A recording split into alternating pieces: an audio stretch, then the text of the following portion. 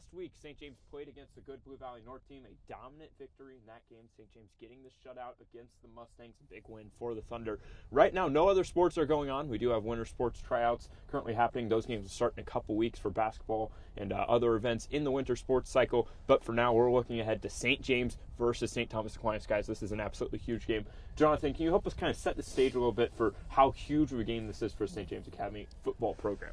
Well, I mean, here we've got two arch rivals going up against each other.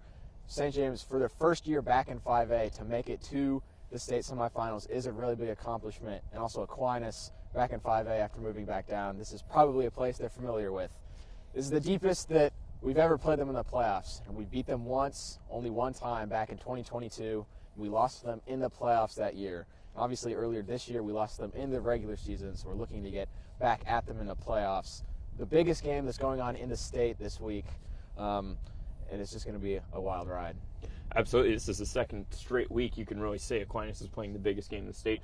Big win against Mill Valley last week. St. James played pretty well in their own respect, though, against Blue Valley North. All right, you heard about the ramifications of this game. Now let's send it over to my conversation with head coach of the St. James Academy Thunder, Tom Radkey. All right, I'm alongside head coach of the St. James Academy Thunder, Tom Radkey. Thank you for joining us today, Coach. Appreciate it. Thanks for having me. Of course. So I want to start with last week, big win for St. James against Blue Valley North. Can you talk to us a little bit, big game for the defense, their second straight shutout against Blue Valley North, and then the offense also doing their part. What's it like to see the whole team play that well together in a big playoff game like that? Well, it's huge. Blue Valley North, we shut them out the first time we played them. The defense has just been flying around. Coach Denton's done a great job of scheming things up, and we got Coach Byers here. He's a legendary coach in Missouri side. Won 3 state titles over there. So those two together with Coach Beshore, and it's just been a great mixture of coaches over there, and the guys trust them. And but when you have guys that are knowing where they're supposed to be going, and all they have to do is just fly around and hit people, special things can happen, and we're causing some turnovers over there too because of that, because they don't have to think. When players can just think, they can just do it. Special things happen. On the offensive side, Josie's scheming up some cool stuff for Frankie still, and Tyson's playing great, and we have great receivers, and the offensive line has solidified themselves. And the way Tujek and Brawler ran last week was pretty special, so that was fun. Absolutely. You talked about a bit there, that quarterback room. Tyson, obviously, the starting quarterback, but Francis McGeaney getting involved, and we saw John Hornback a little bit the last game as well, that big hit on the sideline. Can you talk to me about how big that quarterback room has been for you this playoffs? Oh, it's huge. When Tyson got hurt and Frankie stepped in, just calmed everything down because we trust him, that he could do what he do. But Tyson just has a little bit stronger arm and can make some different throws. But Frankie's still just a special athlete, He's a thicker body, and he can run over people. We put him at tailback a few times and run over people, and can catch the ball, does good routes. And then you throw John Hornback in there, who's a really good athlete also, and just keeps learning. He's been around the scout team awesome all year. So we put him in, and then you get a chance. And so he ran that boot play, and I just yelled, "Run!" And I was like, oh my God, he's lowered his shoulder against one of their starting DBs and trucked him. It's awesome to see the sideline go crazy. It's like, guys, calm down, the kid's hurt. And they're like, and then they watch the film on the sideline too in the big TV. So just a great room. They all have really respect for each other, and they're learning a lot from each other. Absolutely. That was a great play to see there. Taking it back to, I believe, week 2 it was, St. James Aquinas, last time we played these guys. It wasn't a great game from St. James. What do you think your team is trying to take from that game as you head into this week against Aquinas? Yeah, that was retreat week for one. We only got a couple practices in that week, and it's tough to prepare for Aquinas in just 2 days. But now that helped us, our scout team knows how to run their offense a little bit better. They've done a really good job this week, so that's been great. And our defensive scout team guys, they know how to mess with our guys at this point, so we really have to be on point each week. Because that's going to be our starters next year, right? So they've been pushing our guys like crazy, and it's been fun to watch. But Aquinas likes to run it right at you, and we got embarrassed by St. Pius in that game. They ran it right at us, so we solidified that. And then Blue Valley North's plan was to run it right at us, and we kind of shut that down. So hopefully we can slow them down a little bit, Aquinas slow them down a little bit, and then if that's the case, maybe at the end of the game we can make something happen and win the game. Absolutely. This is a big game, obviously, right? This is the game to get you into the state championship. You got your rivals, Aquinas. You lost to them once. You're seeking revenge this week. Obviously, guys are going to be amped up for this game.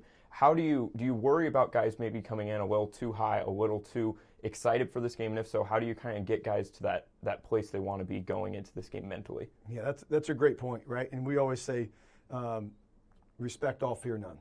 So we don't care if we're playing Baser or Blue Valley North or Aquinas or Mason. We don't care. It's going to be the same attitude we're taking into that game. But we beat Aquinas in 2022 for the first time, right? And so that kind of took the edge off of, oh, we've never beaten them before. So now they know we're on par program-wise with Aquinas. They got more titles.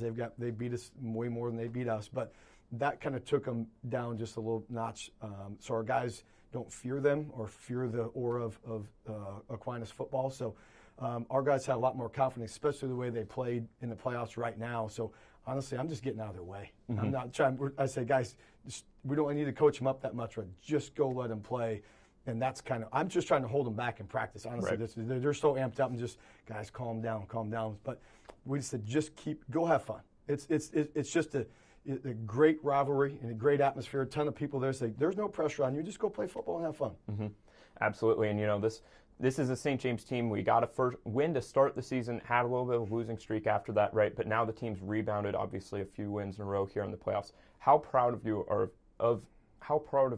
are your team right now, the perseverance you're seeing from your guys? How proud of them are you right now? I am very proud of them. I'm great. I'm glad you brought that up because we had a big win, right? And then we played with Aquinas and we had too many turnovers in week 2. And really, it was just turnovers. We were minus 11 in turnovers through week 5. Right. That's an incredible, horrible number, right? That's impressive how bad the turnover battle was. But like I said, defense isn't thinking anymore. They're playing hard. And Tyson isn't, he's taking care of the ball. And Tujak had some fumbles in there.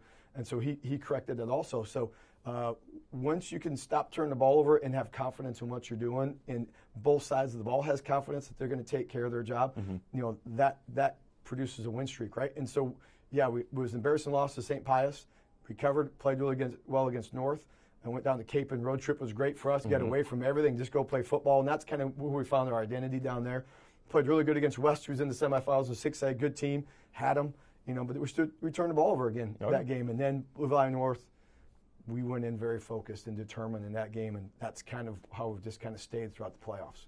Absolutely. Well, thank you for taking the time with us, Coach. Good luck this week against Aquinas. We hope you can get the victory this week for St. James. Thanks for having us. Yeah, thanks for coming on. Thank you so much to head coach of the St. James Academy Thunder, Tom Radkey, for sitting down with me for a few minutes there. Obviously, always good to hear from him. Last week, a big game for St. James. I believe 45-0 was the final tally. St. James getting the win against Blue Valley North. Zach, what did you see from St. James that really encourages you heading into Aquinas this week?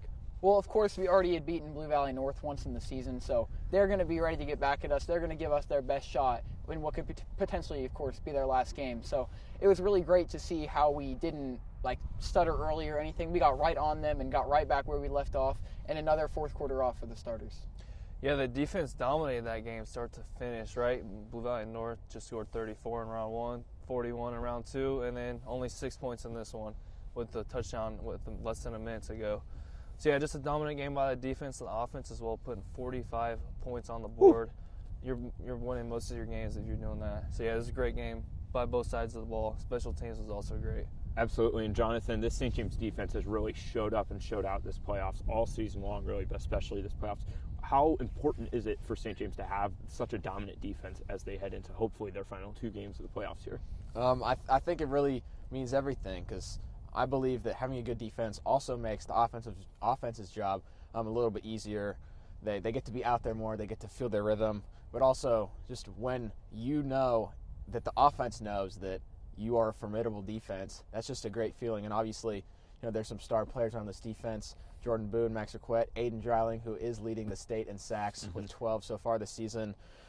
Really, it means everything, and it's something that they've kind of hung their hat on in these playoffs is having that solid defense, and it's something that they're really going to need this next week against Aquinas. Absolutely. And, Zach, I want to ask you, what do you see from some of those star defenders? You just mentioned Max Raquette and Aiden Dreiling at the end spots, Jordan Boone also leading the team in tackles, I believe. What do you see from those star guys against Blue Valley North? Yeah, of course. It's just been incredible to see how our DNs, Aiden Dreiling and Max Raquette, have really been able to contain QBs and be able to tally a lot of sacks. Of course, Raquette also probably top 20 in the state in sacks as well. Absolutely. And, of course, credit to defensive coordinator Jason Denton for always has a great defense. Even going back to last year, the defense might not have put wins on the board, but they were definitely keeping us in games where we probably had no business being that close. So they've always been really historically great for us, and he does a great job. Yeah, and Jordan Boone, he had a great game against Blue Valley North. The second, third play of the game, he smoked. Frankie tried man for a loss of 3, and he just had a great game that whole game, right? And his dad was real fired up for him on the sideline after the game. Everyone in the city could hear him yelling. Yeah, and let's talk about this a little bit. Quarterback room, Tyson Borr, obviously starting quarterback. He's played great so far this year for the playoffs. In the playoffs for St. James, but also Francis Mangini getting out there in a bunch of different roles, and even John Hornback with a great truck in that game. Absolutely. What are we seeing from that quarterback room, and how important is that for St. James? Because they're using all these guys right now, and it's part of what makes this team special.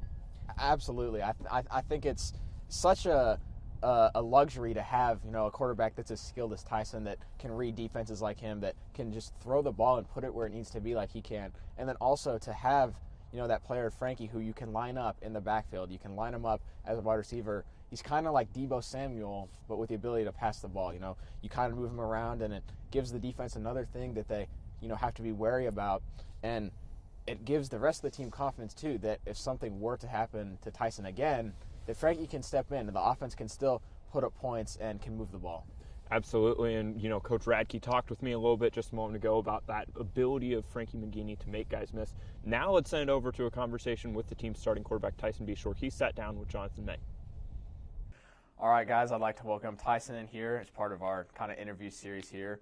So Tyson, obviously this is a really big week. It's the semifinals of state. You're going up against the biggest rival. What has kind of this week looked like, the preparation and the practice throughout this week to get ready for this big game and this big atmosphere? Yeah, no, we all understand it's a huge game, going to be a great atmosphere. I think a lot of people are expecting or would expect us to be like really tense and focused, but actually we've just been really loose all week at practice. Just being confident and knowing what we can do and what we have done so far in the playoffs, and knowing that we're just going to do that again this Friday. Yeah, that kind of rolls into my next question as well. The team has been really hot.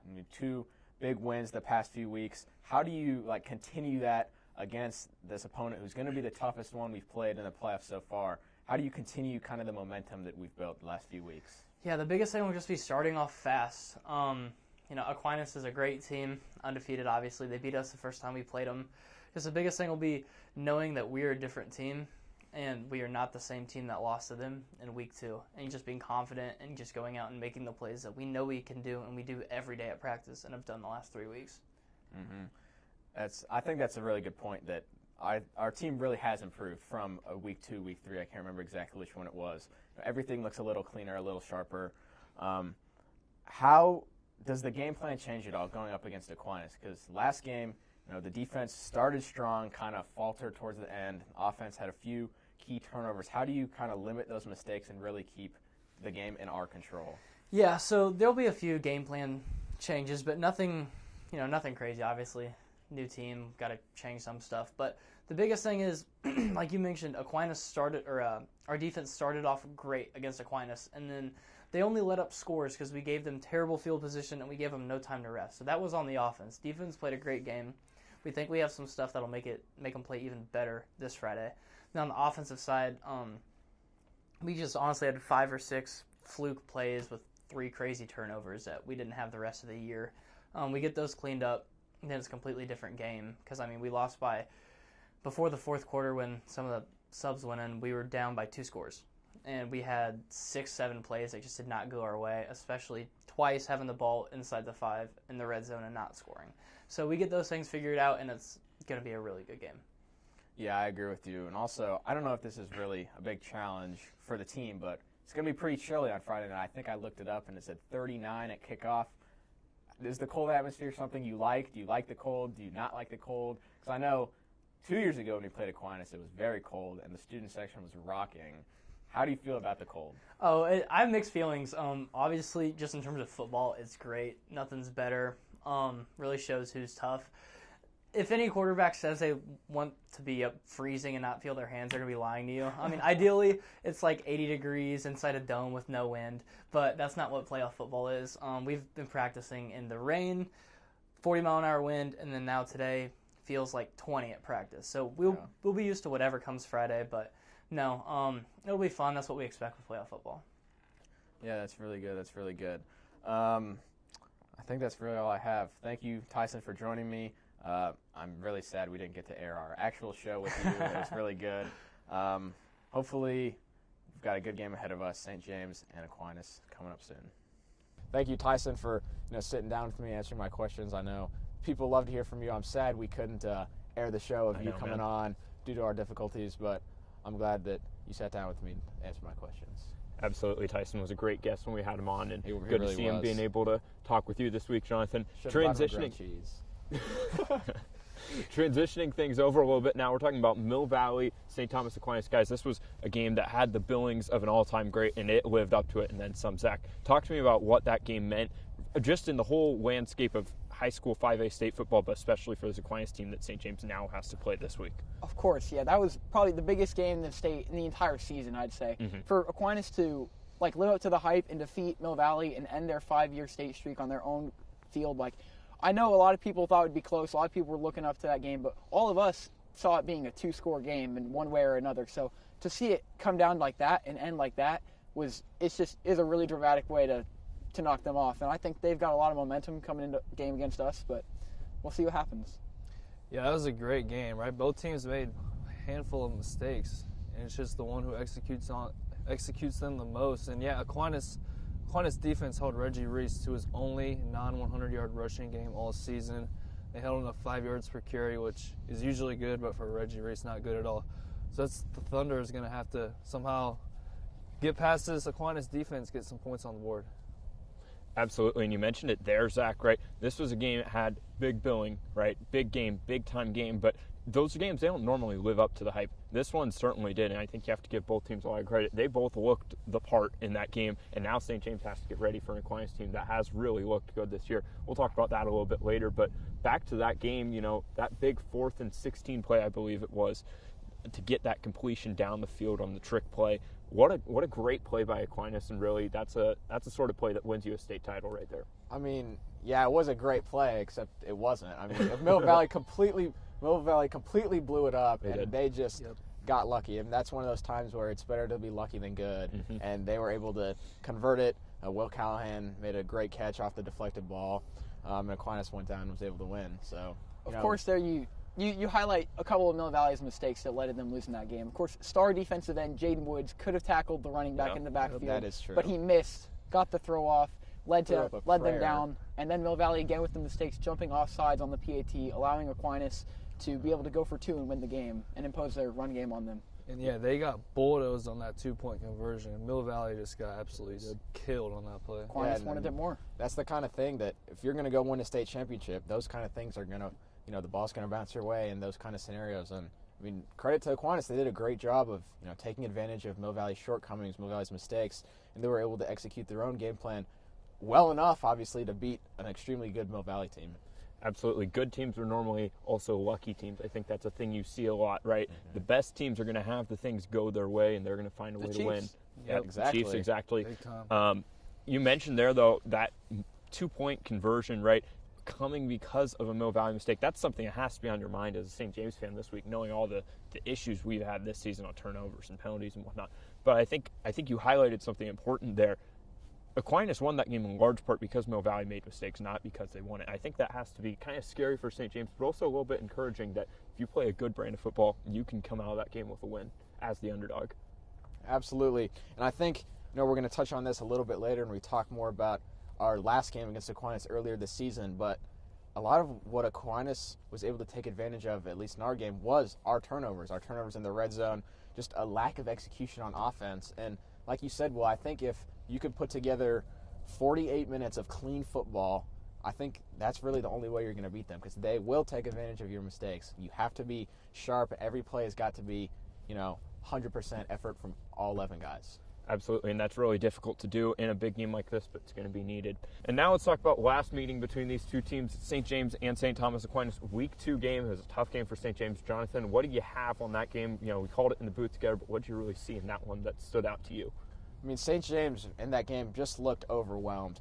Offensively and defensively, they just looked like they were playing from their back foot the whole entire night. I mean, offensively, when you're only putting up 186 total yards of offense throughout all 4 quarters, you're not going to win anything. No. And to put into perspective how bad that is, the very next week in the 24-27 loss to Blue Valley Northwest, St. James had 460 total yards, so almost 300 yards less than in the close game they played the next week. In a loss.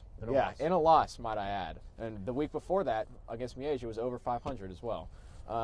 So it's really going to be important that the offense can execute and can put together these, long, complete drives that are ending in touchdowns, not only to get ahead, but also to give the defense a little bit of rest, because we know how Aquinas plays. We know how they like to just run you down at the line, and it really takes a toll on those defensive players, and so they need their time on the sidelines to rest. Yeah, as Johnny just said, the offense. I think this game comes down to the offense. If we're including turnovers on downs in the last game against Aquinas, we had 5 total turnovers. And we set the defense up for failure, right? The Aquinas had a short field to work with a couple times. In the defense, their first 3 drives Aquinas had, our defense didn't allow anything. They had no points. So, yeah, if the offense doesn't turn the ball over and that O-line blocks the Aquinas very good D-line, then I think we're going to win this game. Yeah, it's important to think about all the variables that come into this game, right? Because playing Aquinas week 2, that's pretty early in the season. These teams have, probably found a new identity since then.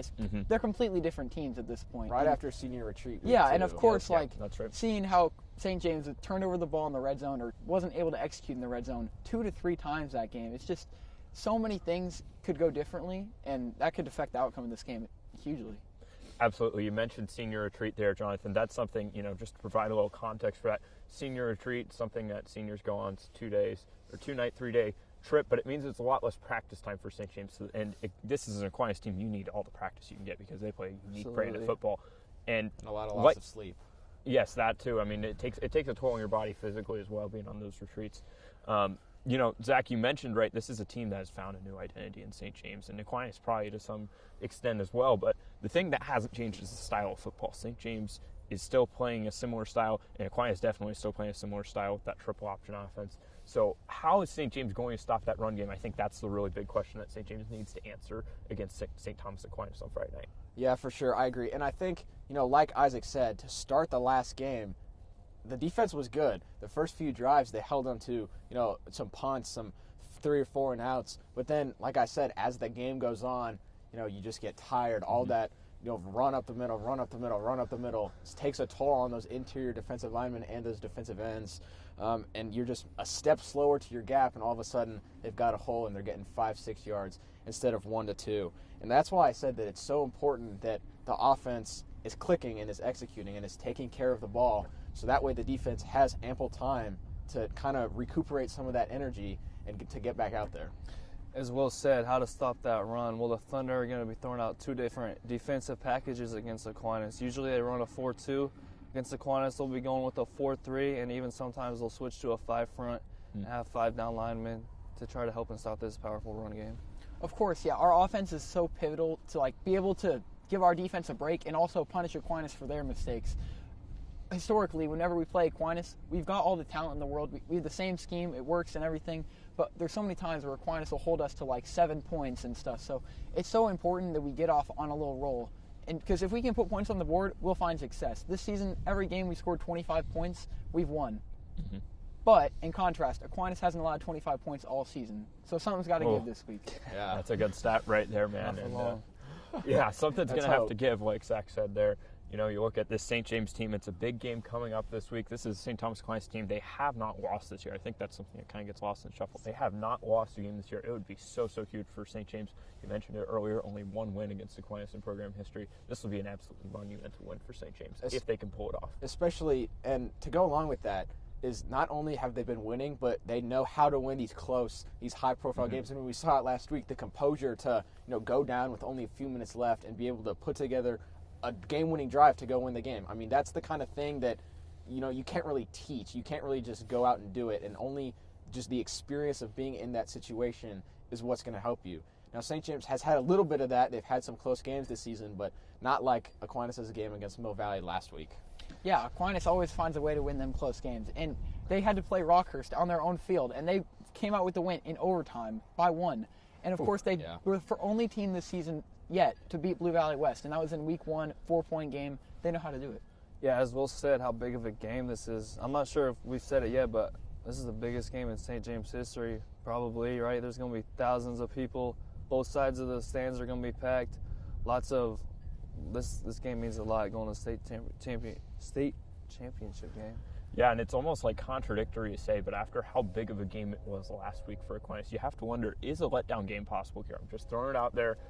Could it happen? You don't normally talk about a letdown game with 2 games left potentially in the season to get that state title victory, but I think it's definitely possible here for St. James, and it's something you have to hope for. Now let's send it over to Isaac's conversation with Parker Chase. So we're here with star wide receiver Parker Chase. We'll do an interview here with this upcoming game against St. Thomas Aquinas for a trip to go to the 5A state championship game. The Thunder played them earlier in the year, week 2. They lost 28-7. They had some struggles in that game with 3 turnovers. So what are you guys looking to do as an offense to try to limit those turnovers and put some more points on the board this week? I feel like if you ask anybody on the team, we're a completely different team from where we were like 7 weeks ago when we played them. Yep. So, I mean, we're just going to go out there, play our game. Whatever they give us, we're just going to take it. Yeah, so we all know you guys can't score a lot of points, right? These first 3 weeks of the playoffs has just been a scoring clinic, lots of points on the board. So, Aquinas with those injuries in the secondary, is that going to affect the play calling, pass game, different routes? I mean, kind of just like I said, whatever they give us, we're going to take it. We're not going to change our game because of how they're playing. We're just going to do us. Right. Yeah, how fun has it been throughout the playoffs, scoring 37 points at the minimum these first 3 games? It's been really fun just being able to do. It's been really fun just lighting up the scoreboard, playing with the fellas. It's been fun to watch for sure.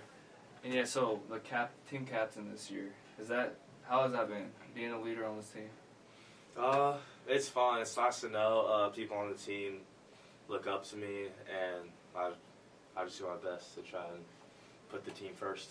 Yeah, has that changed your perspective coming into the year, knowing that you're going to be looked up to, going to be a leader on this team? I feel like I've always tried to be a leader, but actually, like, having the title, it's not easy, but it's definitely a blessing, Yeah, that's good. Yeah, overall, how do you guys feel about this game, right? Big game, going to be thousands of people watching, in person, on TV. We're confident. Confident? I think everybody on the team thinks we can win. Yes, sir. All right, thank you guys. That is our interview with star wide receiver Parker Chase. Awesome. And thank you to Parker Chase, team captain for the Thunder, for sitting down and talking to us about this big game against Aquinas. Yeah, we appreciate all our players coming in here and chatting with us. Now let's switch gears a little bit. Let's do our predictions. We're going through 4A, 5A, 6A. They're all at that semifinal point right now in the season, so we're going to predict those games. First game we're looking at here, Tonganoxie versus Bishop Miege. Zach, I'll let you start us off here. Where are you going in that one, Zach? Of course, Bishop Miege on a little bit of a run here, only 1 win in the regular season, so I kind of want to go with Tonga here, I mean, it hasn't happened historically that Miege has lost these games, but I'd love to see them lose, so we're going to go with Tonganoxie. Yeah, I think Bishop Miege is going to keep breaking people's hearts and keep, making a lot of people not very happy. I think they're going to win this one. Yeah. Miege hasn't lost to a public school in the playoffs in freaking 16 years. 16 years. It ain't going to That happen thing can this drive a car now. Since 2008. Bishop Miege, easy win. Yeah, I'm going to agree with Isaac and Well. Zach is out of his mind. I think Miege has got this one by multiple scores. I just think they're, playing in the EKL is tough, and I think their roster is just better than everyone else in 4A. Yep. So the next game in that 4A slate, we're looking at Buhler and Andover Central. This is a big game. Zach, I'll let you get started again. Where are you going in this one? I've been high on Andover Central since the preseason, of course. In our first show, my hot take was that Andover Central was going to beat Miege in the state championship game. So this could hold true. I like Andover Central to roll here. Yeah, we're going to have to check the tapes on that. But Andover Central, I agree with you as well. I think they're going to take down Buhler. And I actually do agree with you, Zach. I think if they get to the state against Bishop Miege, I would take them over Bishop Miege straight up in the state championship game. Yep, I'm agreeing. Andover Central, as I just said, I think that's the only team in 4A that can hang with Miege and possibly beat them.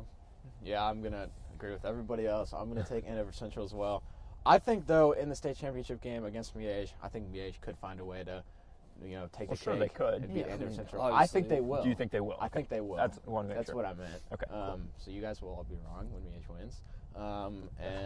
But I'm going to take Andover Central in this one. Okay. Against Buhler. Against Buhler, yeah. We're really sleeping on Buhler on this show. Give him so if some any of those love, baby. people want to Give him clip some it, love. we're sleeping on you guys big Clip time. Isaac. 5A, so St. James, St. Thomas Aquinas. We'll talk about that a little bit later on. But the other game, the winner of this game will be playing the winner of Hayes versus Eisenhower. Zach, who do you got in this one? It's going to be a tough game to pick, but who do you got? course, it's a tricky one. Hayes kind of they had 4 losses coming into the playoffs. Weren't really the front runner in 5A West, but they found a way to get back-to-back upsets over unbeaten Great Bend, and now they find themselves here. But Eisenhower, of course, only 1 loss on the season. I like them to win in a close one here. I actually agree exactly, Zach. I think close game, but I think this is where Hayes finally ends their Cinderella run. Yeah, I disagree. I looked at common opponents, strength of schedule. They both played Andover. One absolutely killed them. The other barely beat them. Give me Hayes. I'm also going to take Eisenhower. Even though its strength of schedule isn't great, I think that 1 loss speaks for itself, and to get this far in the playoffs, you got to be doing something right at least. And also, I've played a basketball tournament there, so I have a little bit of a connection. Cool. Not really at basketball. all. Shut up. Don't they have 2 losses? I don't know, but I'm going to take Eisenhower. They'll win. All right, now let's look at 6A. We're looking at Gardner, Blue Valley West. St. James played this Blue Valley West team earlier in the year. They did lose that game, but Gardner, Blue Valley West. Zach, who you got in this one? Of course, Blue Valley West, such a hot team. They've won it's 11 straight or 10 straight now, I think, since that week 1 loss to Aquinas. So they're hot. They know how to win. Tate Nagy, dynamic at quarterback. But going up against Gardner, right? Gardner running that triple option, the 6A equivalent of Aquinas rather. But I like Gardner to win here. Of course, Blue Valley West already came up short against one flex bone offense. So I like Gardner to win here and get back to the state championship game. Yeah, Blue Valley West, such a dynamic team, like you mentioned. Tate Nagy, the Kansas commit, he is an elite player for Blue Valley West. Lots of Chiefs connections on that team, lots of big-time players. In the end, though, I think Gardner wins. I think scheme matters a lot in the playoffs. It matters a lot in any big-time football game at any level, but especially at the high school level. So that's why I'm going Gardner, and I really like their chances in this one. Yeah, this is a hard one. 2 1-loss teams. But when we played Blue Valley West, they were nothing impressive at all. Well, neither was Gardner against Mill Valley, but I'm still going Gardner. Yeah, I kind of agree with what Isaac said. Gardner did have that loss to Mill Valley earlier in the year, but I kind of agree with Isaac. When we played Blue Valley West without Tyson, it was kind of a close game, and I think that with our offense at full strength, we could have beat them, and I think that's why I'm going to pick Gardner. It's because I think they're going to get it done. I think they're just a better team. Yeah. Yep. I think that Blue Valley West team was not playing their best football that game against St. James, but still didn't have Tyson. You're right. Final game, we're picking 6A, Derby versus Manhattan High, couple powerhouses. Where are you going in this one, Zach? This game is absolutely massive. This could rival our game against Aquinas for potentially the biggest game in the state. Of course, both these teams, powerhouses, undefeated coming into this game, know each other well. But I think Derby's just been so dominant this season. Mm-hmm. I think they're going to overwhelm. I could be wrong. Manhattan's pretty good. But I like Derby here to get back to the state championship game. Potentially a rematch against Gardner. They could get their get back. They could. And I think that's what's going to happen. Derby, you look at their schedule, you look at their wins all year long. Their spread in their victories is absolutely insane. It's just ridiculous. I could honestly see a 2-3 touchdown sort of win for Derby, and I could see it being a close game. I still think they're just that good that they could just pull away in the fourth quarter and win by 3 touchdowns, even if they're tied at the beginning of the fourth quarter, something like that. So I'm going Derby in that one. That's what I'm picking. Yeah, another hard 6A one. Both teams, I believe, are undefeated. Manhattan won state 2 years ago. Derby's been like 3-4 years, but give me Manhattan Indians, yes sir. Really? Yes, I'm sir. gonna agree with Zach and Will. I'm gonna pick Derby just because they've been so dominant kind of this last 5-10 years in 6A. They were in the state championship last year. I think they've got the pedigree to get back there. To try to get that rematch against Gardner. I'm sure they're looking at that Gardner game, just hoping that Gardner will win so that they can go, get a chance at the rematch. So I like Derby because they've just been so dominant, and I think that they're just a better team. Not to jinx them, but to speak to Derby's dominance, I saw a stat earlier. There was a couple games this season where they got up by 20 points in the first quarter before their offense even touched the field. It's ridiculous. That is crazy. It's some Iowa football right there. We're going to look at St. James, St. Thomas Aquinas. We're not going to pick the winner of this game, obviously, but we're going to do something we started a couple weeks ago. We're going to predict our halftime score in this one. So I'm going to let Jonathan start us off here. We're going to be up in the booth most likely for that game. What do you think the score is going to be at halftime, St. James versus St. Thomas Aquinas? At halftime, It is a few things I'm basing this off. It's going to be cold tomorrow night. I believe, looking at the weather, it'll be 39 at kickoff, somewhere around there. I'm not entirely sure about the wind. Do we know? Is it supposed to be windy? Not very much. Doesn't matter. Damn. It kind of does, though. I think that St. James is down 14-10 at halftime. I think that we've got 1 touchdown and 1 field goal. and Aquinas is going to score on both of their possessions. I don't think there's going to be really a lot more possessions. Only 4 1/4 I could see with the way Aquinas runs their offense, and hopefully if St. James is able to put together those complete drives, it's going to take time off the clock. So I'm going Saints 14, Thunder 10. Yeah, I don't like that one. Give me the Thunder 14, the Saints just 7, maybe even 3. I like it. 3. I'm going to go, this is really interesting because as Jonathan said, I don't see us kicking a field goal in the biggest game in our program history against our top rival. What if it's like 4th and 10 from the 20? Go for it. I don't like that, so I'm probably going to go St. James 14, Aquinas 15. Okay. How are they getting 15? Yeah, are they going for 2? Yeah, last week. Last week they went for 2 twice. Are they going to miss a PAT? I've heard their snapper is kind of jumpy, and that's what happens. That's what Mill Valley jumped off sides for. So they're saying he false starts, but he doesn't get caught. And the rest don't see it. That's why it's impressive. It's impressive. That is it's not illegal. That is a skill. That is exactly right, Isaac. I'm going to go 7-3 Aquinas. I think this is frankly going to be kind of just a sad game to watch in the first half at least. I think this is one that has the makings of really being like, oh man, this is not a fun game to watch in the first half, and then just really picks up, explodes in the second half. Fireworks all over the place. That's kind of where I think it's going to go. I understand your point about I don't think St. James probably is going to try to kick a field goal early on at least, but I think probably maybe later in the second quarter, you're just trying to get points. I think they get the 3 there, so that's going to be my prediction: 7-3 Aquinas. All right, guys, thank you so much for joining us on TVN Live. For Zach Wilson, Jonathan May, and Isaac Woltz, my name is Will Nichols. Now let's send it up to the booth at St. Thomas Aquinas.